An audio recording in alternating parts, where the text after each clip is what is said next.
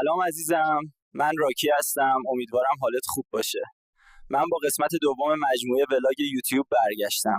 بچه‌ها همانطور که قول داده بودم دارم میرم کانادا و چالش‌های سفرمو براتون فیلم میگیرم. یادتون نره سابسکرایب کنید. بچه‌ها همینطور که دارم راه میرم شاید کسی پیدا شه با من همسفر شه و با هم صحبت کنه. بچه‌ها بیایم بریم داخل کافه یه قهوه بخوریم و گپ بزنیم. بچه‌ها حتما کتاب ارتباط بدون خشونت رو بخونید. عالیه.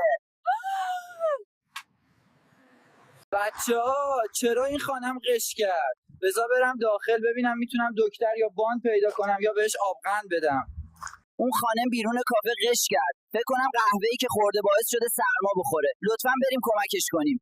فکر کنم قهوه‌ای که خورده باعث شده سرما بخوره. بیایم بریم کمک کنیم لطفاً. آن خانم بیرون قش کرد. کمک گم شو بیرون میمون کثیف.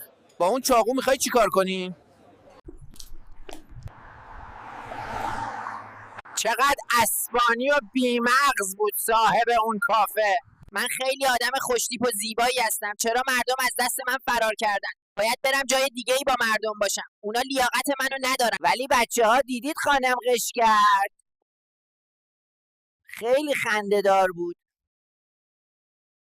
بچه‌ها دیدید اون آقایی که چاقو رو برداشت چقدر عالی بود؟